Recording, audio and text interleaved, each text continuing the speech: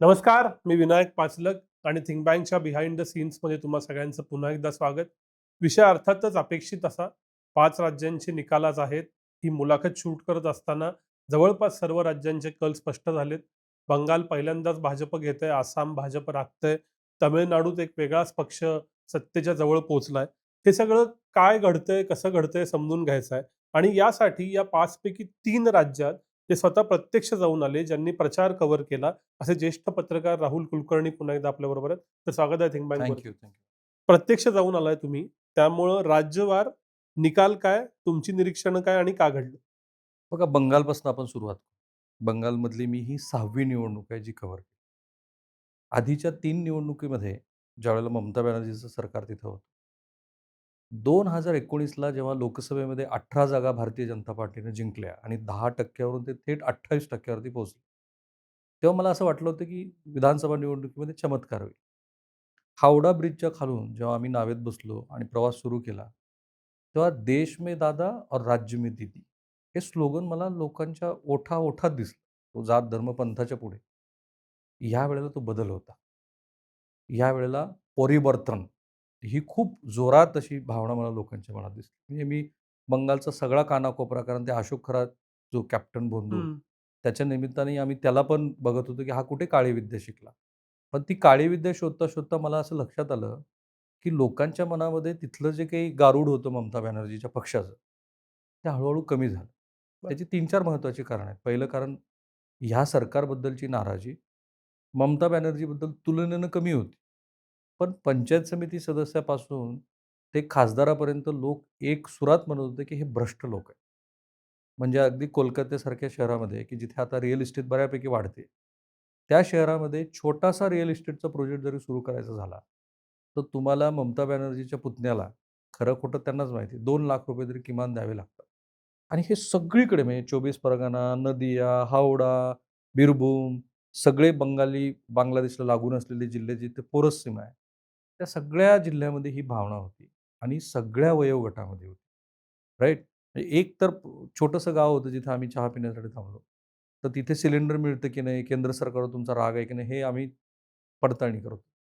तर तिथे असलेली बाई म्हणली, की मी म्हटलं, "अहो, तुम्हाला तर ₹1,500 मिळतात, कारण ती लक्ष्मी भांडार योजना आहे." ती म्हणली, "उससे क्या होता? उससे कुछ नहीं परिवर्तन चाहिए." आणि मग तरुण मुलं पण म्हणत होती, की आम्हाला रोजगार नाही आहे.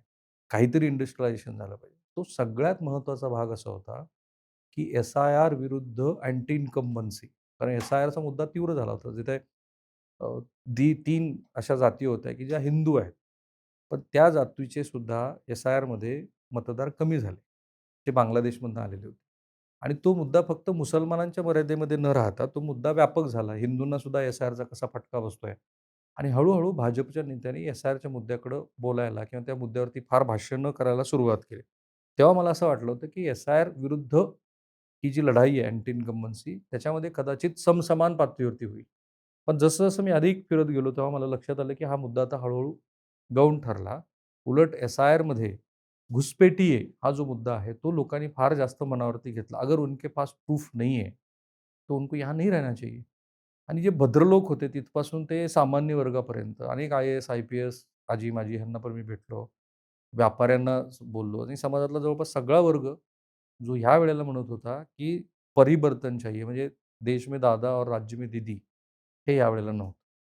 दुसरा भाग असा होता आणि ते अनफॉर्च्युनेट आहे पण आहे. तर शुभेंदू अधिकारीची आत्ताच मी मुलाखत बघितली. ते बूथनिहाय मुसलमान आणि हिंदू हे आम्ही पोलरायझेशन कसं केलं, हे सांगत होते. देशातलं सगळ्यात जास्त मुस्लिम संख्या असलेलं राज्य आहे बंगाल. 32% खरं तर ते 28% रेकॉर्डला सांगतात.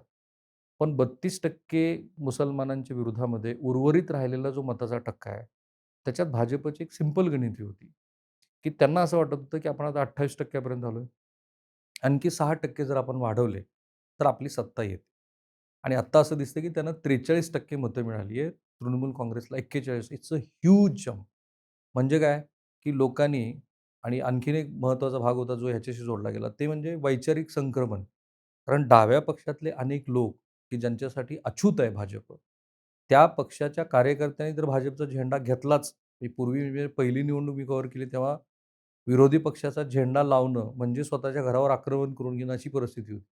पण अनेक छोट्या खेडेगावामध्ये सुद्धा भारतीय जनता पार्टीचा झेंडा, की जी पारंपरिक डाव्या विचारसरणीची गावं आहेत, तिथं तो झेंडा दिसला. म्हणजे तृणमूलच्या विरोधामधला जो काही जनमताचा भाग होता, तो पर्याय म्हणून त्यांनी काँग्रेस किंवा डाव्यांना नाही स्वीकारला. त्यांनी भाजपला स्वीकारला आणि जो संक्रमणाचा विषय मी सांगितला, तर जिथे ज्या डाव्या पक्षांचं दीर्घकाळ तिथं वर्चस्व राहिले आणि तो तृणमूलही बऱ्यापैकी त्याच आयडिओलॉजीतनं जरी काँग्रेसमधनं बाहेर पडलेला पक्ष असला, तरीसुद्धा त्यातले अनेक नेते सी-पी-आय आणि सी-पी-एम हे सोडून भाजपमध्ये गेले. हा एक खूप मोठा वैचारिक बदल आहे, जो लोकांना आश्चर्यकारक वाटला. तो लसावी असा आहे त्याचा, की 5-6 असे मुद्दे आले, की जे एकत्रित होते. अँटी इन्कम्बन्सीचा फॅक्टर, एस-आय-आरचा मुद्दा, धार्मिक पोलरायझेशन आणि मग अँटी इन्कम्बन्सीमध्ये ज्यावेळेला पर्याय स्वीकारायची वेळ आली, त्यावेळेला लोकांनी भाजप स्वीकारला आणि म्हणून मला असं दिसतं, की बंगालमध्ये हा अपेक्षेप्रमाणे भाजपच्या नेत्यांना विजय मिळाला. आता याच्यावर सगळ्यात महत्त्वाची कडी काय, जी विरोधी पक्षाने नेहमी शिकायला पाहिजे. मगाशी मी एका चॅनलच्या डिबेटमध्ये पण म्हटलं, की तुम्ही भाजपला नावं जरूर ठेवा, पण ते कष्ट किती घेतात ते बघा. 8 महिन्यापासनं जे महाराष्ट्राचे प्रभारी होते, ते तिथे ठाण मांडून बसले, राइट? भारतीय जनता पार्टीचे 2 शीर्षस्थ नेते, हे तिथे कुणी झालीमुडी खातंय, कुणी हावडामधनं प्रवास करत आहे, कुणी अ, 2 आठवड्यापासनं देशाचा गृहविभाग ऑलमोस्ट सोडून दिल्यासारखं तिथे बसलेले आहेत. सो त्यांचं हे जे कष्ट घेतलं त्यांनी, त्या कष्टामुळं भारतीय जनता पार्टीच्या कार्यकर्त्यांना, नेत्यांना बळ मिळालं आणि त्याच्यातनं हे परिवर्तन झालं आणि अर्थात काही केंद्रीय तपास यंत्रणांचा तिथे वारेमाप गैरवापर झाला. या निवडणुकीच्या काही दिवस आधी उमेदवारावरती ईडीने छापे टाकले, आयकर विभागाने छापे टाकले आणि इलेक्शन कमिशन तर ह्या निवडणुकीमध्ये स्वतःच एक पार्टी झालं होतं. ज्ञानेश कुमार हे केरळ कॅडरचे नेते आय-ए-एस अधिकारी आहेत. तिथे पण मी होतो केरळमध्ये. तो ज्ञानेश कुमारचा आधीचं ट्रॅक रेकॉर्ड काय ते पण मी समजून घेतलं. तसा नॉन कॉन्ट्रोव्हर्शियल माणूस होता केरळमध्ये असेपर्यंत. पण आता तिथं ते स्वतःच पार्टी झाले आणि कदाचित इलेक्शन कमिशनच्या इतिहासात झालं नसेल असे प्रसंग बंगालमध्ये पाहायला मिळाले, की त्यांनी स्वतः Xवरती पोस्ट केल्या आणि राज्य सरकारला चॅलेंज दिलं आणि ते देत असताना केंद्रीय ज्या सुरक्षा एजन्सीज आहेत, त्या तिथं राहतील. त्यांनी ॲडमिनिस्ट्रेशनमध्ये मोठे बदल केले. सचिवापासून अनेक लोकांना बदललं. स्वतःला हवं तसं ॲडमिनिस्ट्रेशन करून घेतलं. सो ह्या सगळ्यातनं भाजपला निश्चितपणे फायदा झाला असेल. आपण ते तटस्थ आहे की नाही ते प्रेक्षकावरतीच ठेवून देऊ. हे जसं बंगालमध्ये घडलं, तसंच केरळमध्ये अगदी छाती ठोकपणे मी सांगत होतो. कारण तिथे अनेक जे अधिकारी होते त्यांना असं वाटत होतं की नाही, नाही यू-डी-एफचं सरकार एल-डी-एफचं सरकार पण आहे. पण तिथं असं होतं की डाव्या पक्षामधल्या घराणेशाहीबद्दल लोक पहिल्यांदा बोलत होते. म्हणजे विजयनच्या कुटुंबामध्ये त्यांच्या जावयाचा हस्तक्षेप आहे, त्यांच्या मुलीचा हस्तक्षेप आहे. एकतर विजयनचं स्वतःचं वय आता बऱ्यापैकी झालेलं आहे. ते बेड रिडनच होते ऑलमोस्ट. तो त्याचा परिणाम आणि पुन्हा 10 वर्षाचं सरकार. या सरकारमधल्या अँटी इन्कम्बन्सीमुळं असं झालं, की लोक पर्याय शोधत होते. तिथं त्यांनी भाजप नाही निवडलं. तिथं भाजपनं खूप जोर लावला होता. वेगळ्या धार्मिक स्थळाच्या निमित्ताने सुप्रीम कोर्टापर्यंत सगळं प्रकरण गेलं. पण तिथं मात्र त्या राज्याची जी काही विचारसरणी आहे, त्याप्रमाणे मग त्यांनी यू-डी-एफला निवडलं, जिथं मुस्लिम लीग पण काँग्रेसबरोबर आहे. त्यामुळे एक मोठा बदल तिथे झाला. आणखीन एक महत्त्वाचं आहे, तिथं नेतृत्व आहे काँग्रेसकडं. तिथं के-सी वेणुगोपाल होते, सामंत होते आणि त्याच्यानंतर रमेश चेन्निथला होते. तर त्यांच्यातच खरं तर आता मुख्यमंत्री कोण याच्यावरती स्पर्धा सुरू होती. त्यामुळं पक्ष संघटन आणि नेतृत्व अशा दोन्ही पातळीवरती तिथे विरोधी पक्ष सक्षम उभा होता. तिथं भाजप लोकांनी स्वीकारलं. मला विजयबद्दल फार आश्चर्य वाटलं. कारण ज्यावेळेला ॲक्सिस माय इंडियाचा सर्व्हे आला, त्यावेळेला त्यांनी 120 वगैरे जागा दिल्या आणि मलाही आश्चर्य वाटलं कारण मी तो तामिळनाडूचा बराचसा भाग फिरलो आणि मला असं लक्षात आलं की जेन-झी जे आहेत, ते निश्चितपणे विजयकडे गेले. विजयची सगळ्यात मोठी हुशारी काय माहिती आहे? तर विजयनं कुठलंही धार्मिक वक्तव्य केलं, राइट? अच्छा. हां, त्यांनी ते टाळलं. एकतर त्याचा सगळा भर हा मी तुम्हाला म्हणजे आता त्यांनी त्याला एक अख्ख्या संपूर्ण भारताचं बजेट लागेल एवढ्या त्यांनी स्कीम्स घोषित केल्या. पहिल्यांदा तो आला तेव्हा तो म्हणाला, "मी काही फ्री देणार." पण आता तो म्हणाला, की तुम्ही स्कूटर घेतली तर मी तुम्हाला ₹25,000 देईन. मुलींच्या लग्नामध्ये मी अर्धा तोळं सोनं देईन. तुम्हाला मी वेगळ्या पद्धतीची तुमचं समजा 200 युनिटचं वीज बिल असेल तर त्याच्या पुढचं वीज बिल हे सरकार भरेल.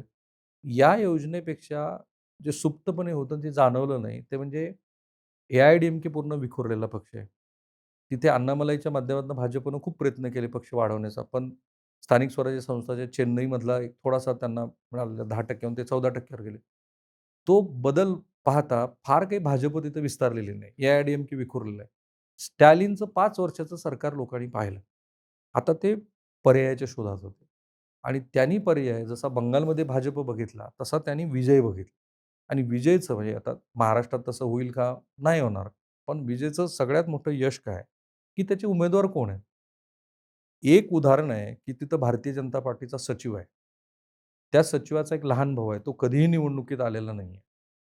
ज्या भाजपच्या राज्य पातळीवरच्या सचिवाच्या भावाला त्यांनी आपल्याकडे घेतलं आणि आता तो विजयी झाला. असे खूप सारे लोक थोडंसं वेल एज्युकेटेड असले, असे त्यांनी घेतले. एक मी जेव्हा तिथे गेलो चेन्नईमध्ये, त्या दिवशी तिथे मीटिंग होती विजयच्या पक्षाची आणि विजयच्या पक्षाचे लोक म्हणत होते, की आपल्याला तर पैसे पण नाही आहेत. आपल्याला इतके सगळे अजस्र 2 राजकीय पक्षाचे आणि पुन्हा भाजप तिथे आहे. कसं काय निवडणूक आपण लढणार? तर त्यांचा सल्ला होता. त्यांनी विचारलं, "सल्ला काय तुमचा?" तो म्हणाले, "नाही, तुम्ही एकतर काम करा, तुम्ही डी-एम-के बरोबर तरी जा किंवा ए-आय-डी-एम-के बरोबर तरी जा."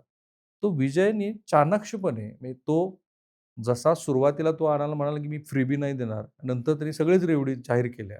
हा अभिनेता तो नेता, हा जो त्याचा प्रवास आहे ना, तो फार कमालीचा म्हणजे त्याच्यात ती मॅच्युरिटी आहे. आणखीन एक भाग आहे म्हणजे त्या दिवशीच्या मीटिंगमध्ये त्याने ते नाकारलं. तो म्हणाला, "नाही काय व्हायचं ते होऊ दे, पण आपणच स्वतंत्र निवडू." एक सूक्ष्मपणे तमिळनाडूकडे बघितल्यानंतर ना, विजयची प्रतिमा तिथे का महत्त्वाची ठरली? जे प्रयत्न प्रकाश राज, कमल हासन आणि बाकीच्या 3-4 लोकांनी केले होते, त्यांना नाही साध्य झाले. मी सगळे जवळपास मूव्हीज बघितल्यात विजयच्या. हां. त्याच्यात एक सगळ्यात महत्त्वाचा भाग काय विजयबद्दल, की तिथे मेडिकल टुरिझम आहे तमिळनाडूमध्ये. चेन्नईमध्ये फार कारण सगळ्याच बांगलादेश आणि श्रीलंकेतले लोक. त्याच्या काही मूव्हीजमध्ये बघा त्याची प्रतिमा काय आहे. तो मेडिकल करप्शनच्या विरोधात उभा राहिलेला. एक कॉर्पोरेटचा मालकाचा मुलगा आहे. काही अलीकडचे 2-4 वर्षातल्या त्याच्या मूव्हीज आहेत, की ज्याला कुणीतरी फार त्रास दिला भ्रष्ट व्यवस्थेनं. मग तो घराच्या बाहेर पडला आणि नंतर तो परत आला आणि त्यांनी परिवर्तन घडवलं. एका मूव्हीमध्ये तो थेट मुख्यमंत्री आहे. याचा आत्ता इथे महाराष्ट्रातनं बोलताना फार परिणाम नाही जाणवत. पण ते जे गारुड आहे ना, भ्रष्ट व्यवस्थेच्या विरोधामध्ये उभा राहिलेला एक असा, ते तिथे काम करून गेलं. तो स्वतः ख्रिश्चन आहे. ख्रिश्चनामधल्या बहुतेक एस-सी किंवा एस-टी कम्युनिटीज आहे. तमिळनाडू हे देशात सर्वात जास्त आरक्षण देणारं राज्य आहे. ते शेड्यूल 9 प्रमाणे आता सुप्रीम कोर्टात ते प्रकरण सुरू आहे. जयललिता ब्राह्मण होत्या. पण त्यांनी सुद्धा त्या आरक्षित वर्गाला कधीही हात लावला नाही. इनफॅक्ट त्यांचं राजकारणच त्याच्यावर अवलंबून होतं. शशिकला या पण एका विशिष्ट जाती. सो तो जो भाग आहे ना, तो सगळा विजयच्या बाजूने गेला आणि म्हणून तमिळनाडूमध्ये अनएक्सपेक्टेडली हा विजयला विजय मिळाला आणि विजय खऱ्या अर्थाने थलपती झाला. आसाममध्ये असं आहे, की आसाममध्ये ही लढाई ना फार वैयक्तिक पातळीवरती गेली होती. कारण हेमंत बिस्वा शर्मा हे काँग्रेसमधनं फुटून बाहेर पडले. त्यांनी 2 वेळेला सरकार आणलं आणि प्रत्येक वेळेला गोगोई कुटुंबाच्या विरोधात ते उभे ठाकले. यावेळेला कारण मुळात हेमंत बिस्वा शर्मा बाहेर पडले त्यावेळेला एक त्यांनी किस्सा सांगितला जो नॅशनल पातळीवरती खूप गाजला. ते राहुल गांधींना भेटायला गेले आणि त्यांनी सांगितले, की पक्षामध्ये अमुक होतंय, तमुक होतंय. तर राहुल गांधी त्यावेळेला कुत्र्याशी खेळत बसले. आणि हा मुद्दा हा प्रत्येक निवडणुकीमध्ये तिथे वापरला जातो. माझं बोलणं ऐकायला त्यांना वेळ नाही, पण ते कुत्र्याशी खेळत बसले होते. असं म्हणत ते बाहेर पडले. भाजपनं त्यांना आपल्याबरोबर घेतलं. 2 वेळेला त्यांना मुख्यमंत्री केलं आणि आता हेमंत बिस्वा शर्मा यांनी ही तिसरी टर्म जिंकली. त्याची 3-4 महत्त्वाची कारणं आहेत. Obviously S-I-R. एस-आय-आरमध्ये 40 विधानसभा मतदारसंघामध्ये मुस्लिम समुदायाचा प्रभाव होता. तो त्यांनी घटवला. एस-आय-आरचा फायदा जो झाला तो अशा अर्थाने, तो 22 विधानसभा मतदारसंघापर्यंत आला. तो त्यांना ॲडिशनल फायदा आहे. बांगलादेश शेजारी आहे. मधल्या काळात जी हॉस्टिलिटी बांगलादेशमध्ये झाली त्याचा त्यांना फायदा झाला. आणि पुन्हा पक्ष संघटन, आपल्या योजना, सिलिगुडी कॉरिडॉरवर त्यांनी केलेलं काम, याच्या माध्यमातनं ते राज्य त्यांनी राखलं. असं वाटलं होतं, की पवन खेर आणि मंडळींची जी प्रेस कॉन्फरन्स झाली शेवटच्या आठवड्यात आणि त्यांनी हेमंत बिस्वा शर्माच्या बायकोबद्दलचे बरेच आरोप केले. तिच्या पासपोर्टबद्दल सांगितलं. थोडासा काहीतरी तिथे शेकी होईल असं भाजपची मंडळी खाजगीत म्हणत होती. पण अतिशय मोठा असा विजय मिळाला आणि जाता-जाता सांगतो पुन्हा हा मुद्दा आपण बोलूया, की भारतीय जनता पार्टीच्या नेतृत्वाच्या फळीमध्ये जसं देवेंद्र फडणवीस असतील किंवा योगी आदित्य आहेत, अमित शहा आहेत. आणखीन एक महत्त्वाचं नाव आहे आणि ते हेमंत बिस्वा शर्माचं आहे. कदाचित पंतप्रधान पदाच्या पुढच्या रेसमध्ये हे नाव वगळून तुम्हाला चालणार नाही. मी बंगालमध्ये असताना बघितलं जेवढी गर्दी योगीच्या सभांना होती किंवा जेवढी मागणी योगीच्या सभेची होती, तेवढीच हेमंत बिस्वा शर्माची होती. हा मोठा बदल आहे. पुद्दुचेरीबद्दल फार न बोललेलं बरं, कारण पुद्दुचेरी तसं टायनी आहे. पुन्हा ते भाजपनं राखलंय. सो असं दिसतं आहे, की बंगाल घ्या, आसाम घ्या, केरळ घ्या, तमिळनाडू घ्या, ही विरोधकांची लढाई होती. जी विरोधक हारले. कारण ह्याच्यातल्या 4 राज्यामध्ये विरोधी पक्षाची सरकार होती. तामिळनाडूमध्ये असंही होऊ शकतं. आता काँग्रेसनं पाठिंबा जाहीर केलाय. मला माहीत नाही, की काँग्रेसचे नेमके आकडे किती आहेत. तर येतानाच ते बघत होतो. असं होऊ शकतं की डबल इंजिन की सरकार म्हणून भाजप त्यांना पाठिंबा देईल. आणि राष्ट्रीय पातळीवरच्या राजकारणामध्ये ह्या विजयाचं महत्त्व इतकं मोठं आहे. तर तुमचा जर प्रश्न पुढे आला तर मी तुम्हाला सांगेन की ह्या विजयाचे परिणाम महाराष्ट्रावर खूप मोठ्या प्रमाणात होतात. हे असं माझं आता प्राथमिकेचं आकलन आहे. एक मुद्दा घेऊ, सर्वाधिक कुतूहल बंगाल. बंगालनं कधीच भाजपला पुरेसं ॲक्सेप्ट केलं नाही अशी चर्चा होती. मग बंगाली अस्मिता विरुद्ध बाहेरचे असं होतं. ही निवडणूक तशी भाजपनं अंडरटोन ठेवली. गेल्या वेळी जसं एकदम पीकला नेलं होतं असं निदान महाराष्ट्रातून दिसलं नाही. बंगाली अस्मिता विरुद्ध भाजप ही लढाई आता संपली का? आणि मनापासून बंगालनं भाजपला ॲक्सेप्ट केलंय? जनसंघाची सुरुवातच बंगालमधनं झाली. श्यामाप्रसाद मुखर्जी आणि भाजपच्या नेत्यांना ती सल होती, की ज्या जनसंघाची सुरुवात तिथनं झाली आणि ते पहिल्या पंतप्रधान पंडित जवाहरलाल नेहरूच्या मंत्रिमंडळात सहभागी होते. नंतर काश्मीरमध्ये जे काय झालं त्याचं गूढ अजूनही उकललेलं आहे. सो मागच्या वेळेच्या निवडणुकीनंतर आता केरळमध्ये भाजपनं तो प्रयोग केला. भाजपला अंडर एस्टिमेट करणाऱ्यांनी हे समजून घ्यायला पाहिजे. केरळमध्ये त्यांना माहिती होतं 2 ते 5 जागा आहेत. तरीसुद्धा महाराष्ट्रातनं 2,500 लोक केरळच्या निवडणुकीसाठी भाजपसाठी गेले होते. खूप छोट्या-छोट्या गावातनं गेले होते आणि त्या गावातनं जाऊन ते महिनाभरापासून डेडिकेशननी काम करत. आत्ता त्यांनी असं ठरवलंय, म्हणजे फ्लाईटमध्ये येत असताना मला ती ही मंडळी परत निघताना सांगितली, की अमित शहानी त्यांना सांगितलं, की ह्या वेळेला हे राज्य गेलं हरकत नाही. निवडणुकीचा निकाल आला, की त्या दिवशीपासून केरळमध्ये काम तुम्ही करायला सुरुवात करा. तुम्ही आता जिथे होता तिथंच ते काम सुरू. बंगालमध्ये मागच्या वेळेला त्यांनी ते केलं. जेव्हा आयपॅकच्या मदतीनं 200 प्लस जागा आणल्या, त्याच्यानंतर त्यांनी हळू-हळू प्रत्येक मुद्दे बघितले. प्रत्येक मतदारसंघाचा अभ्यास केला. एस-आय-आरच्या माध्यमातनं बघा 55 विधानसभा मतदारसंघामध्ये मुस्लिम डॉमिनन्स आहे. ज्या भवानीपूर विधानसभा मतदारसंघामध्ये आज ममता बॅनर्जी मागं-पुढं करतायत. 40,000 अल्पसंख्याक समुदायाची मतं त्यांनी काढून टाकली.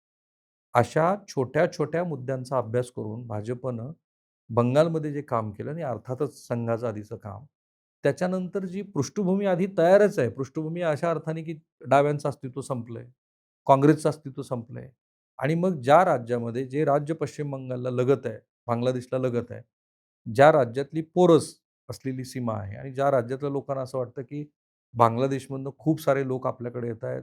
आपल्या राज्यात ह्या लोकांमुळं कायदा आणि सुव्यवस्थेचा प्रश्न निर्माण झाला आहे.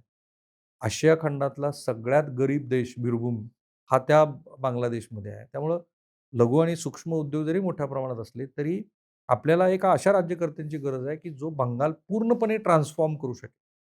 सो अशी या पार्श्वभूमीवरती त्या पक्षानं केलेलं काम, आधीची तयार असलेली परिस्थिती, अशातनं आता हा मोठा विजय आपल्याला मिळालेला दिसला. आता हे करत असताना त्यांनी भाजपनं आणखी काही प्रयत्न केले. भाजपकडे मुळात पक्ष संघटन सुरुवातीला नव्हतंच. ज्या खऱ्या-खोट्या केसेस होत्या, त्याच्या माध्यमातून शुवेंदू अधिकारीपासून अनेक लोकं त्यांनी आपल्याकडे घेतली. आज परिस्थिती अशी आहे, की नंदीग्राममध्ये शुवेंदू अधिकाऱ्यांनी मागच्या वेळेला ममता बॅनर्जीचा पराभव केला. तेच शुवेंदू अधिकारी आज भवानी नगरमध्ये किंवा त्या मतदारसंघामध्ये ममताच्या, ते त्यांच्या विरोधातले उमेदवार आहे, जे खूप कडवी त्यांना लढत देत आहेत. सो ज्या टी-एम-सीतनं ते आले, त्या टी-एम-सीचं सगळं कल्चर त्यांना माहिती. तो ॲडेड एडव्हांटेज आहे, जो भाजपनं घेतला आणि ज्या राज्यामध्ये आपलं पक्ष संघटन नव्हतं, हे आधीच्या विधानसभा निवडणुकीच्या पूर्वी त्यांनी करून दाखवलं आणि मग तिथून त्यांनी सुरुवात केली. आता प्रश्न होता ते बाहेरचा आणि आतमधला. तर त्याच्यावरती त्यांनी फार खुबीनं सांगितलं, की ह्या देशामध्ये ह्या स्वतंत्र भारतामध्ये बाहेरचा आणि आतला असा असूच शकत नाही आणि म्हणून पंतप्रधानांनी जे केलं, काही त्यांच्या नेतेमंडळीमध्ये झालीमुडी खाणं वगैरे तो जो भाग, काही नेत्यांनी आपण मासे खात असल्याचे फोटो सोशल मीडियावरती शेअर केले. तर प्रत्येक मुद्द्याला काउंटर नेरेटिव्ह करण्याकडं त्यांचा पूर्णपणे कल होता. त्याच्यात ते यशस्वी झाले. ममता बॅनर्जीची अडचण अशी झाली, की ममता बॅनर्जी सोडून त्यांच्याकडं त्या स्टेचरचा नेता आता तृणमूल काँग्रेसमध्ये नाहीये.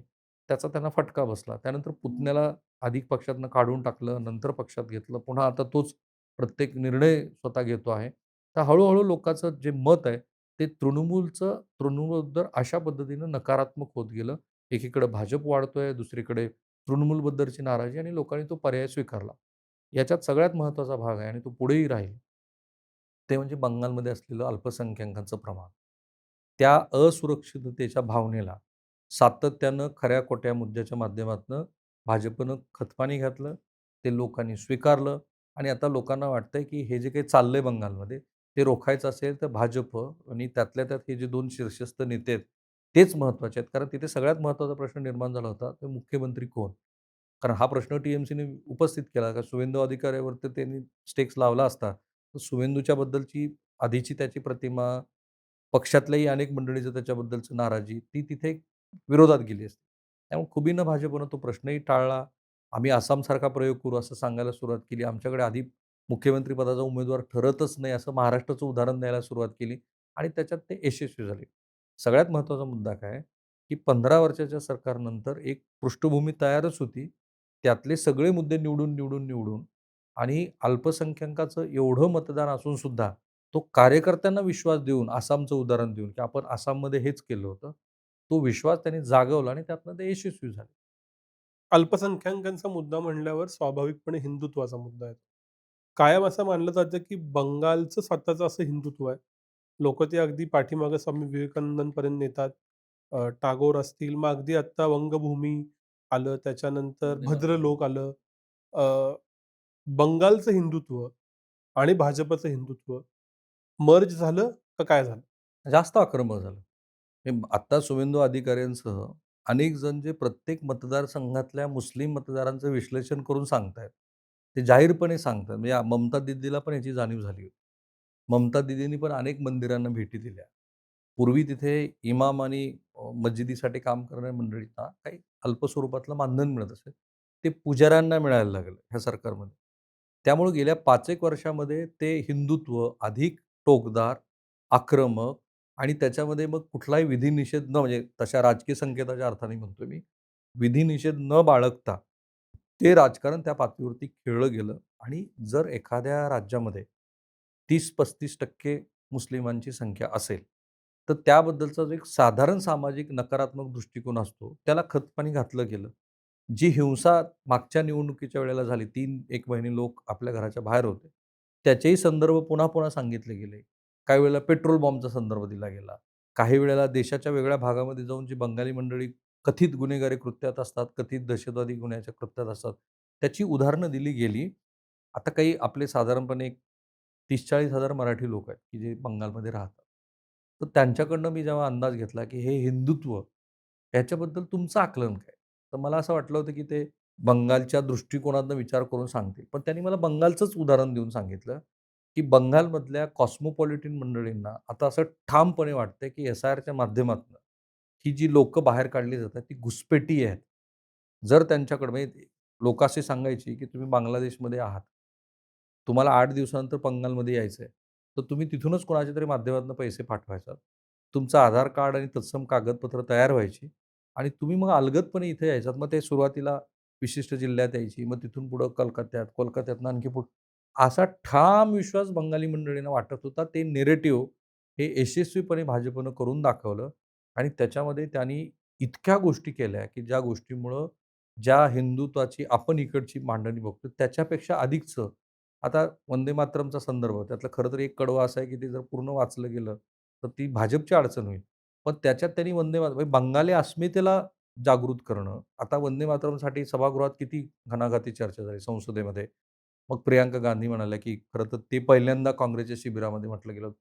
ही जी चूक आहे ना, ही स्वतःची अस्मिता, स्वतःचं नेतृत्व हे हळू-हळू विरोधी पक्षांनी सोडून दिलं. अशी कितीतरी उदाहरणं देता येतील. आता सुभाषचंद्र बोस हे हिंदुत्ववादी होते का? पण सुभाषचंद्र बोस यांचे फोटो हे प्रत्येक भारतीय जनता पार्टीच्या आणि संघाच्या कार्यक्रमामध्ये तुम्हाला दिसतील. तो तशा अर्थाने त्यातल्या प्रत्येक अस्मितेची घटक, मग त्या वंदे मातरमपासून ते सुभाषचंद्र बोस, विवेकानंद ते त्यांनी वापरलं आणि त्याच्यासोबत ते हिंदुत्व होतंच. या सगळ्यांमुळं बंगालमध्ये हा विजय दिसतोय भाजप आणि महत्त्वाचं म्हणजे भाजप आता इतक्यात तिथून हलेल असं तर चित्र नाही आहे. एस-आय-आरचा पॉलिटिकल वापर झाला असा आरोप होतो. पण तसं जर का झालं असेल, तर मतदानाच्या दिवशी जो गोंधळ व्हायला हवा, की माझं नाव नाहीये, मला मतदान करायला मिळत नाहीये. निदान तेवढ्या स्केलवरचा गोंधळ मुंबईतनं, पुण्यातनं तरी दिसला नाही. याचा अर्थ एस-आय-आर व्यवस्थित झालेलं का? आणि त्याचा खरंच मग राजकीय फायदा झाला का? भवानीपूरमधलं उदाहरण बघू. भवानीपूरमध्ये जी 40,000 मतं गेली, तिथे मतदानाच्या दिवशी अजिबात गोंधळ झाला नाही. कारण इलेक्शन कमिशनचं असं म्हणणं होतं, की हे सगळं सुप्रीम कोर्टच्या अंडर ऑब्झर्वेशन सुरू आहे. जो वाद झाला तो सुप्रीम कोर्टामध्ये राज्य सरकार विरुद्ध इलेक्शन कमिशन आणि सुप्रीम कोर्ट एक पार्टी आहे त्यात. कारण सुप्रीम कोर्ट म्हणत होतं, की तुम्ही एस-आय-आरला जो विरोध करत आहात, त्याच्यासाठीचे ऑब्झर्व्हर आम्ही दिलेले आहेत. आमच्या मार्गदर्शनाखाली ते सुरू आहे. ज्यावेळेला एस-आय-आरसाठी इलेक्शन कमिशनची माणसं गेली आणि त्यांना डांबून ठेवलं, त्याच्यानंतर बऱ्यापैकी नकारात्मक स्वरूपाची चर्चा सुरू झाली. पण अंतिमतः आता असं दिसतं आहे, की हे जे 40,000 भवानीपूरमधले मतदार काढले, तर भाजप स्वतः एस-आय-आरबद्दल बोलत नव्हती. पण इलेक्शन कमिशनचं असं म्हणणं होतं, की हे मतदार कोण आहेत? की जे मृत झालेले आहेत, स्थलांतरित झालेले आहेत आणि टी-एम-सीचे कार्यकर्ते या एस-आय-आरमधल्या यादीतल्या गोंधळाचा वापर करून यांचे मतदान करून घेतायत आणि म्हणून ते विजयी होतायत. आता त्यामुळं असं दिसतं आहे, की एस-आय-आरचा मूळ आकडा किती आहे? 95,00,000. प्रत्यक्षामध्ये 28,000 लोक 28,00,000 लोकं मतदार यादीतनं वगळली गेली. सुप्रीम कोर्टाने नंतर सांगितलं, की असं समजू नका, की आत्ता तुम्हाला मतदानाचा अधिकार नाही मिळाला. आम्ही जी काही वेगवेगळी यंत्रणा तयार केली, रिव्हिजनची यंत्रणा, त्याच्या माध्यमातून पुढच्या वेळेला तुम्हाला मतदानासाठी संधी मिळेल. आता एस-आय-आरचा जसा हा नकारात्मक परिणाम झाला, तसा एक सकारात्मक परिणाम काय झाला, की मी जेव्हा कोलकात्यात होतो, तेव्हा पुण्यातली काही मंडळी सांगत होती, की लोक डोमेस्टिक वर्कर हे फ्लाइट बुक करून कोलकात्याला मतदानाला गेले. का गेली? कारण ती भीती होती, की आपल्याला ह्या निवडणुकीमध्ये जर आपण मतदान नाही केलं, तर पुढच्या निवडणुकीमध्ये संधीच मिळणार नाही. आणि म्हणून 89-90% जिथं होत होतं, तिथे 92-93% पर्यंत मतदान गेलं. हे जे वाढीव मतदान आहे, की लोक जिथे 30-40 कॅपॅसिटीपेक्षा जास्त 60-70 च्या संख्येनं वाहनात बसून मतदानाला गेली. कदाचित आत्ता जे दिसतं आहे, एस-आय-आरचा झालाच तर भाजपच्या दृष्टीनं पॉझिटिव्ह फायदा झाला असावा. हे जे वाढीव बाहेरच्या राज्यात गेलेलं मतदान आहे, त्यांनी इथली प्रगती बघितली असेल, काय त्यांचं जे मत असेल ते. आणि त्यामुळं असं दिसतं आहे, की वाढीव मतदान जे झालं भाजपला, ते प्रत्यक्षात मतदान पेटीमधनं त्यांच्या बाजूनं गेलं आणि एस-आय-आरचा जो काही 90-95 लाख 9 कोटी लोकसंख्या आहे, ह्या 90-95 लाख लोकांची जी चर्चा झाली, त्याच्यातनं होऊ शकतं, की अल्पसंख्याक मोठ्या संख्येनं आणखी मतदानाला बाहेर पडले. पण मग त्याला काउंटर करण्यासाठी दुसरी लोकं पण मोठ्या प्रमाणात बाहेर पडली आणि त्याचा फायदा अंतिमतः भाजपला झाला. 200चा वगैरे आकडा आता आपण ही मुलाखत रेकॉर्ड करण्याच्या आधी भाजपनं गाठणं खूप मोठा बदल आहे. 77 वरून हं. तुम्ही थेट 200 वर जाता. 28% वरून थेट 43% ची मतं घेता. बरं त्या 77 मध्ये पण 65च पुन्हा राहिले होते. तर हा मोठा बदल आहे जो त्यांनी यशस्वीपणे घडवून आणलाय. त्यात एस-आय-आरचं निश्चित कॉन्ट्रिब्युशन आहे. ते नकारात्मक नाहीये. आता ते सकारात्मक झालं आहे असं दिसतंय. महाराष्ट्रात एस-आय-आर सुरू झाली आहे. काही विरोधी पक्षातले नेते अ, जातायत घरोघरी, की काय कसं करावं? सुरू होईल. आपल्याकडं हे पण चालू झाली आहे जनगणना, त्याच्याचंही कन्फ्युजन आहे. महाराष्ट्रातल्या एस-आय-आरवर काय परिणाम होईल? एस-आय-आर झाल्यानंतरच्या निवडणुकीचा? आपल्याकडे मुदत आहे ना. कारण आपल्याकडे आता निवडणुका व्हायलाच 2-2.5 वर्षाचा काळ आहे. म्हणजे सगळी प्रक्रिया पूर्ण होऊन. त्यामुळे तो मुद्दा फार महाराष्ट्रामध्ये चर्चेला येणार नाही. हं. चर्चेला येईल ते महाराष्ट्रात एक वेगळ्याच पद्धतीचं आहे ह्या निवडणुकीचं विश्लेषण. काय आहे, की बघा महाराष्ट्रामध्ये लोकसभेला भाजपला यश नाही मिळालं. त्याच्यानंतर भाजपच्या कोर टीमनं जी काही पुनर्रचना केली, त्याच्यामध्ये महाराष्ट्र जे पश्चिमेचं महत्त्वाचं राज्य आहे, त्याची लोकसभा 2029च्या दृष्टीनं मांडणी केली गेली, की आपल्याला ह्या राज्यामध्ये चांगलं यश मिळालं पाहिजे. उत्तर प्रदेश देशातलं नंबर 1चं राज्य, खालोखाल महाराष्ट्र 48 जागा आणि आज बंगाल 40 जागा. म्हणजे ह्याच जवळपास तुमच्या 250 जागा आहेत, की ज्या ठिकाणी भाजपचं पूर्ण कन्सॉलिडेशन आहे. समजा तामिळनाडूमध्ये पण भाजप सत्तेवरती आली विजयच्या माध्यमातून, तर तो आकडा 200 पर्यंत जातो. त्यामुळे हे लक्षात घ्यायला पाहिजे, की राष्ट्रीय राजकारणामध्ये ह्या निवडणुकीच्या निकालाचे खूप मोठे परिणाम होते. कारण विधानसभा आणि लोकसभा निवडणुकीमध्ये महाराष्ट्रानं जे परिवर्तन बघितलंय, त्या परिवर्तनामुळं महाराष्ट्रातल्या 48 जागेसाठी भाजप पूर्ण जोर लावणार. बंगाल त्यांच्या ताब्यात आलेला आहे. उत्तर प्रदेशमध्ये त्यांचं सरकार आहे. त्यामुळे आत्ताच्या ह्या निवडणुकीच्या माध्यमातनं एस-आय-आरची नाही, पण 2029च्या निवडणुकीची पायाभरणी झालेली आहे. आणि म्हणून भाजप नेहमी पुढचा कसा विचार करतं आणि विरोधी पक्षांनी हेच नीट लक्षात घ्यायला पाहिजे, की तुम्हाला ज्या राजकीय पक्षाच्या बरोबर स्पर्धा करायची आहे, तो पक्ष तुम्हाला अशा पद्धतीची आव्हानं देऊन उभा ठाकलाय, की तुम्हाला आर्थिक, पक्षीय पातळीवरचे आणि वेगळ्या पद्धतीचे नॅरेटिव्ह ह्याच्याशिवाय आणखीन एका गोष्टीची गरज आहे आणि ती आहे कष्ट.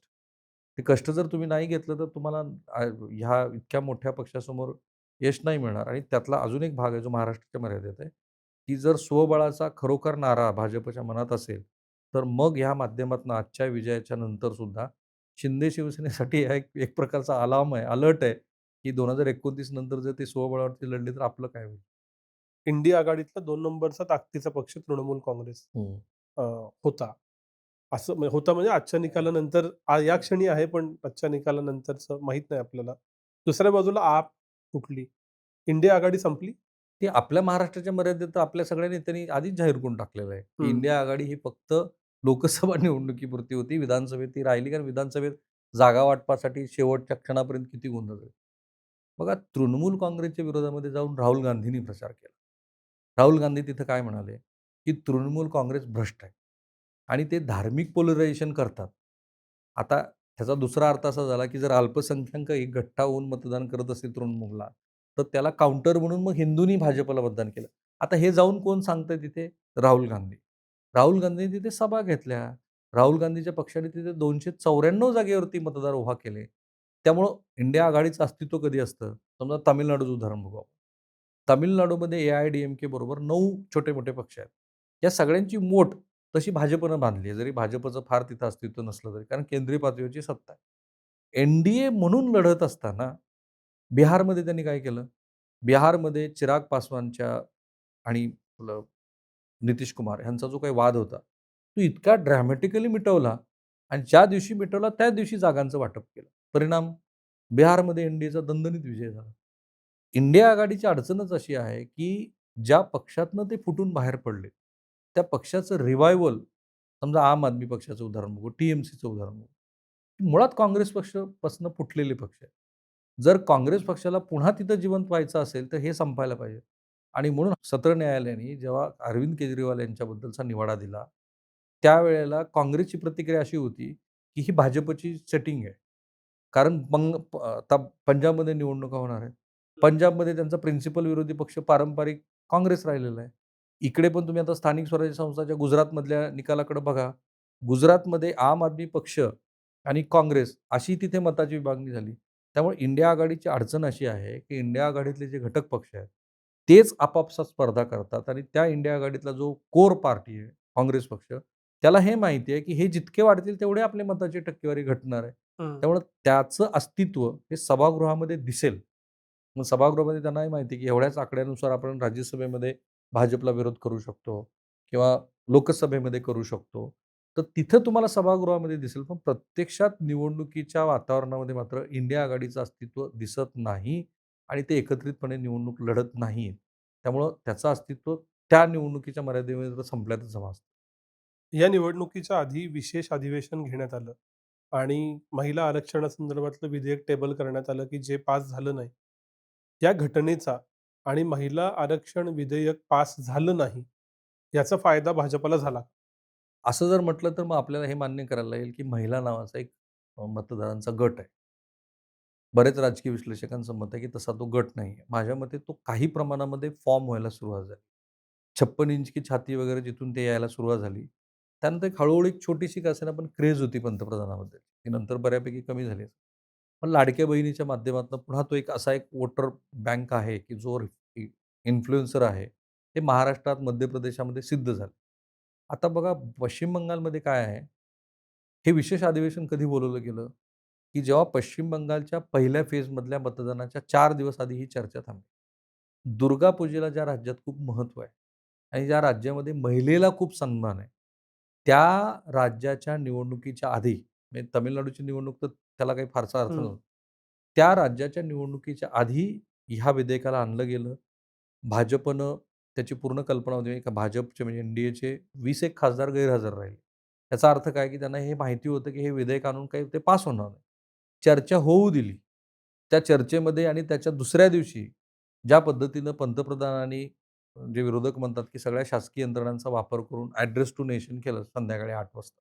त्याच्यातनं ते तेच म्हणाले, की तुम्ही मोठं पाप केलंय, महिलांचा सन्मान नाही. काही ना काहीतरी टक्के त्याचा परिणाम झालेला असू शकतो. विचार करा, की 1-2% जरी मतं फिरली, अशा मोठ्या राज्याच्या निवडणुकीमध्ये, तो खूप मोठा बदल खूप मोठा असतो आणि ज्या बंगालसारख्या राज्यामध्ये इतका महिलांचा सन्मान आहे, त्या राज्यातला मध्यमवर्ग, उच्च मध्यमवर्ग किंवा उच्च वर्ग काय विचार करतो, समजा त्याने असा विचार केला, की एक संधी भाजपनं आपल्याला दिली होती, जी ह्याने हिरावून घेतली. तर असं दिसतं आहे, की ज्या पद्धतीची रणनीती भारतीय जनता पार्टी आखत असतो, त्या रणनीतीप्रमाणे त्यांनी हे खूप विचारपूर्वक केलं होतं आणि ते विचारपूर्वक अचानकपणे अधिवेशन 1 दिवसाचं बोलवून, मग बंगालच्या निवडणूक जिंकण्यामध्ये कुठलीच कसर सोडायची नाही, असं त्यांनी केलं. म्हणजे केंद्रीय तपास यंत्रणांचा पूर्ण गैरवापर. म्हणजे बंगालमध्ये धडाधड ईडीच्या धाडी पडल्या. म्हणजे त्या उमेदवारांनी प्रचार करायचा का त्या ईडीच्या नोटिसांना उत्तर द्यायचं का आयकर हे झालं. इलेक्शन कमिशनची अत्यंत कॉम्प्रोमाईज असलेली भूमिका. अर्थात तिथे डेरेक ओब्रायन वगैरे मंडळींनी जे केलं, त्या दिवशी ते गेट आउटचा वगैरे प्रयोग झाला. तर तिथं दोन्ही बाजूला आक्रमक पद्धतीनं ते इलेक्शन कमिशन मदतीला, मग सगळ्या ज्या संरक्षण देणाऱ्या यंत्रणा आहेत, त्या सगळ्या तिथं आणल्या आणि त्याबरोबर मग हे पॉलिटिकल नेरेटिव्ह तिथं आणलं गेलं, की आम्ही तर नारी वंदन, नारी शक्तीसाठी काम करत होतो. तो असं सगळं एकत्रित मिळून हा विजय खेचून आणला आहे भाजपनं असं दिसतं. नारीवंदन तर एक भाग झाला, पण असं दिसतं की भाजपला 2029च्या डिलिमिटेशन करायला आवडेल. कारण त्यांच्या पुढच्या 25 वर्षाच्या राजकारणाचा तो बेस असेल. आत्ता बदललेली राज्यसभेतली परिस्थिती जी या निकालानंतर बदलेल. विजय बरोबर आला तर तामिळनाडूतली लोकं, तिथले खासदार वाढतील. आप चे राज्यसभेचे खासदार आलेत. हे सगळे बदल करून लोकसभा आणि राज्यसभेत 29च्या आधी बिलं वेगवेगळी पास करून डिलिमिटेशन होईल का?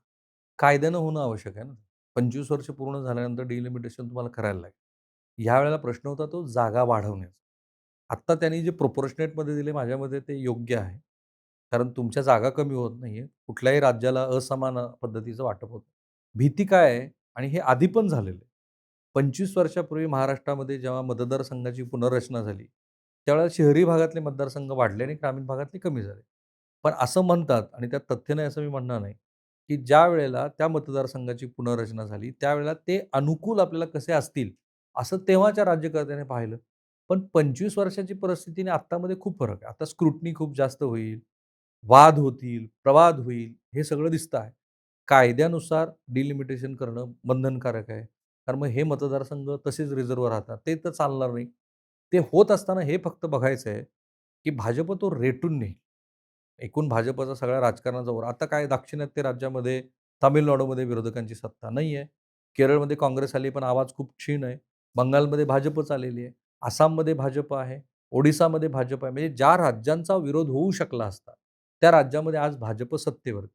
पण भाजपचं वैशिष्ट्य असं आहे, की ते ज्या राज्यात सत्तेवरती येतात, ते सलग त्या राज्यामध्ये 3-3, 4-4 वेळेला सत्तेवरती आहे. म्हणजे आता गुजरातचं तर काय करायचा असा प्रश्न विरोधकांना पडला असेल, अशी परिस्थिती. ज्या राज्यातनं विरोध होऊ शकतो, अशी जर राज्य विरोध करण्यासाठी सभागृहामध्येच नसतील त्या त्या अर्थाने किंवा त्यांची सत्ताच त्या राज्यामध्ये नसेल आणि त्यांनी विरोध केला तरी समजा त्या त्या विरोधाला मोडून काढण्याइतकी जर राजकीय इच्छाशक्ती असेल, तर मला वाटतं की ते डिलिमिटेशन होणार. सदस्यांची संख्या वाढणार. फक्त ती वाढत असताना या आत्ताच्या ज्या जनगणनेचा संदर्भ आहे, तो घेतला जातो की नाही ते बघायचं आहे. पण कायद्यानुसार तर तुम्हाला ते बदलावंच लागेल. आता राहिला प्रश्न 2029च्या निवडणुकीचा. तर मी आधी म्हणालो त्याप्रमाणे भारतीय जनता पार्टीचं राजकारणच असं आहे, की महापालिकेच्या निवडणुकीमधल्या वॉर्डची रचना पण त्यांना माहिती आहे. आणि ते करवून घेतात. मतदारसंघाची विभागणी कशी मतदार याद्याची कशी विभागणी करायची, मग आपल्याला अनुकूल नसतील तशी मतं कुठल्या वॉर्डात टाकायची, इतक्या सूक्ष्मपणे बघणारा तो पक्ष आहे.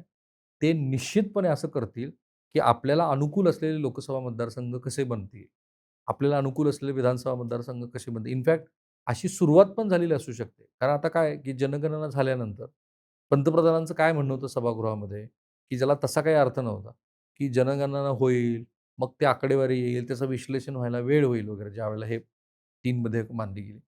आता ते काय म्हणतील जनगणना झाल्यानंतर, आता आर्टिफिशियल इंटेलिजन्सचा वापर करू आपण. आता डेटा तर आलेलाच आहे आणि अगदी 8-10 महिन्यामध्ये आपण ते करू. सो मोस्ट लाइकली पुढचं जे चॅलेंज असणार आहे ना, ते विरोधकांसाठी हेच असणार आहे, की हे डिलिमिटेशन आणि ज्या जागा वाढतील, त्या वाढलेल्या जागांच्या संदर्भामध्ये आपली काय तयारी आहे? मला फक्त एवढंच कळलं, की काँग्रेस पक्षानं आता ऑफ रेकॉर्ड माहिती आहे, काँग्रेस पक्षानं सुद्धा स्वतःसाठीचे 1000 उमेदवार शोधायला सुरुवात केली. It's good sign. मोदींनंतरचे उत्तराधिकारी कोण राजकीय अशी चर्चा दबक्या आवाजातली आता आवाज वाढत चाललाय त्याचा. या स्पर्धेत अमित शहा, योगी फडणवीसांमध्ये ऑफिशियली आज हेमंत बिश्व शर्मा आले का? आणि मग या चौघांची परिस्थिती काय? आता खरी स्पर्धा काय माहिती आहे का, की आक्रमक हिंदुत्ववादी कोण?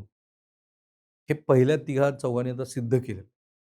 यातले पहिले चौघे जे जे आहेत, अमित शहाबद्दल तर काही प्रश्नच नाही. हेमंत विश्व शर्मा, देवेंद्र फडणवीस वगैरे. देवेंद्र फडणवीसचा तेवढा तसा आक्रमक चेहरा नव्हता. आत्ता जी स्पर्धा होईल भाजप अंतर्गत, ती एवढीच असणार आहे, की 5 ट्रिलियन इकॉनॉमी, काम करून घेण्याची क्षमता आणि संघ आणि इतर सगळ्या मंडळींना मान्य असलेला नेता. त्यामुळं मी आसामला सुद्धा का दुर्लक्षित करत नाही, की जरी लोकांना असं वाटतं, की आसामसारख्या छोट्या राज्याचा पंतप्रधान नाही होऊ शकत. तुम्ही भारतीय जनता पार्टीच्या राजकारणामध्ये धक्कातंत्र हे त्यांच्या राजकारणाचा स्थायी भाव आहे. आणि तसा विचार कराल तर तुम्ही गुजरातमधल्या लोकसभेच्या जागा किती? आसाममधल्या किती? आणि आसामच्या शेजारी असलेल्या सेव्हन सिस्टर्सची जागा किती? त्यामुळे आज निश्चितपणे हेमंत बिस्वा शर्मासारखा नेता हा तिथे आला, की जो स्पर्धेमध्ये योगी तर आहेत, फडणवीस आहेत. आता ही स्पर्धा कशी होते? त्या स्पर्धेला ते मॅनेज कसं करतात? हे आपल्याला बघायला लागेल. 2029ला तर मला वाटतं स्वतः पंतप्रधानच इच्छुक आहेत. कारण त्यांनी स्वतःसाठीचा 75 वर्षाचा जो मुद्दा आहे, तो मोहन भागवतांच्या वाढदिवसाच्या निमित्तानं सगळ्या वेगवेगळ्या वर्तमानपत्रामध्ये लेख लिहून तो मुद्दा आपल्यापुरता संपवलेला आहे. ते त्याच दिवशी संघ मुख्यालयामध्ये गेलेले. तर 2029 नाही, पण पुढच्या दृष्टीनं विचार करता हा मुद्दा येईल. एक मला असं कुठेतरी वाटतंय, की कदाचित महाराष्ट्रामध्ये आपण जे 5 वर्ष फडणवीस कार्यकाळ पूर्ण करतील, असं म्हणतोय. कदाचित असं होऊ शकतं, की जर त्यांच्या पातळीवरती काही वेगळा विचार सुरू असेल, तर फडणवीसांचं इथलं काम बघून त्यांना केंद्रामध्ये कदाचित अधिक महत्त्वाची आणि मोठी जबाबदारी दिली जाईल. तो संकेताचा भाग असेल. तर एक संकेत भाजपमध्ये काय होता, की साधारणपणे पक्ष नेतृत्व कोणाकडे जातं. पण अतिशय नव्या असलेल्या नवीला तिथे आणून, तिथे त्यांनी पक्षाची धुरा त्यांच्याकडे दिली आहे. त्यामुळे ते एक पुढच्या 1-1.5 वर्षामध्ये होईल. आत्ता तरी मला असं दिसत नाही, पण आत्ता नेतृत्वाची फळी कशी त्यांच्याकडे उभा राहिलेली आहे, एवढं तर दिसतंच आहे. शेवटचा प्रश्न, आधीचा प्रश्न. 2 राज्य की जिथं भाजप विचार सत्तेत यायला वेळ लागला. अ, महाराष्ट्र आणि पश्चिम बंगाल या दोन्हीकडं म्हणजे महाराष्ट्रातही जवळपास क्लिअर एकपक्षीय मेजॉरिटी भाजपकडे आली. गेल्या निवडणुकीमध्ये आत्ता बंगालमध्ये आली. हा जो हिंदुत्वाचा प्रयोग आहे, जो आधी उत्तर भारतात होता, मग त्याला लोकं गायपट्टा म्हणून म्हणायला लागली. मध्य प्रदेश, गुजरात. हिंदुत्वाचा प्रयोग पूर्ण झालाय का? आणि हिंदुत्व येथून पुढच्या भारतीय राजकारणाचा स्थायी भावच राहणार? आज तर फार आक्रमकपणे भाषा आहे. आज जेवढे तुम्ही नॅशनल डिबेट बघत असाल आणि ही खूप विचारपूर्वक केलेली कृती असते.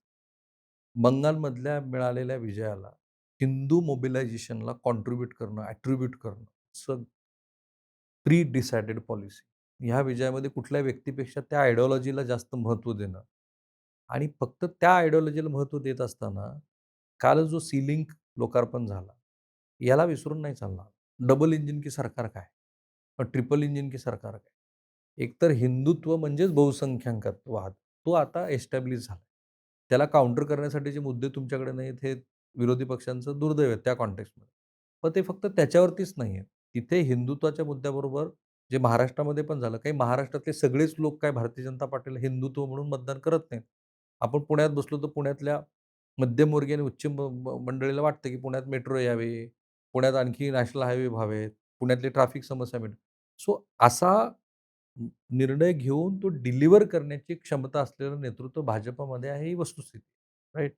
एक उदाहरण आहे, की जेव्हा हे सरकार सत्तेवरती आलं, त्यावेळेला आपल्या लष्करी सामुग्री जी काही निर्यात होत होती, ती किती होती? आज ती जवळपास 55,000 कोटीवरती गेली. त्यामुळे हा जो डिसायसिव्हनेस आहे, निर्णय क्षमता घेऊन त्याची प्रत्यक्षात अंमलबजावणी करणं, तर हिंदुत्व आणि म्हणजे त्याला तो बहुसंख्याकवाद म्हणा, तो त्यांनी एस्टॅब्लिश केला. त्याला जोडून मग आता विकासाची प्रारूपं वेगळ्या पद्धतीची. आणखीन मग त्यासाठीचं रेवडी कल्चर, हे सगळं एकत्रित आणलेलं आहे. जर मला तुम्ही सिंगल लाईनर विचाराल ना, तर सिंगल लाईनर हे आहे, की पुढची किती वर्ष भारतीय जनता पार्टी वेगवेगळ्या राज्यामध्ये सत्तेवरती राहील. एक, राष्ट्रीय पातळीच्या राजकारणामध्ये भारतीय जनता पार्टीच्या ह्या राजकारणाला काउंटर नेरेटिव्ह आहे का? ते तुम्हाला शोधायला लागेल.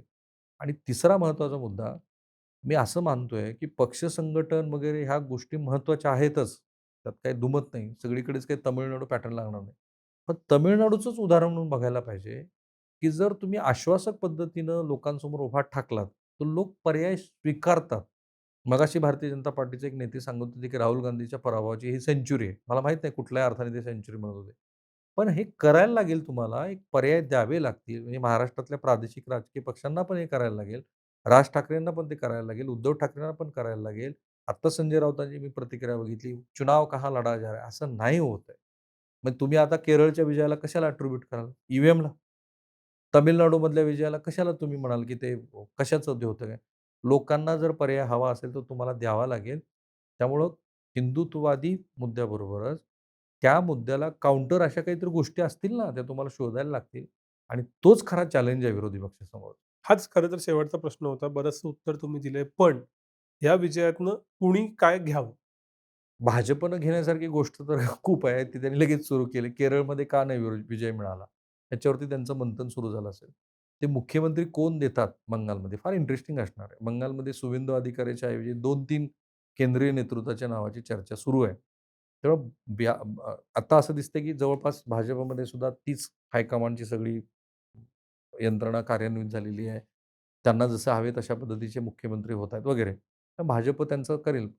विरोधी पक्षासाठी खरोखर लोकशाही राहावी, त्या व्यवस्थेतनं विरोधी पक्षांनी प्रश्न विचारावेत असं जर त्यांना वाटत असेल, तर खरोखर त्यांनी बसून आत्मचिंतन केलं पाहिजे.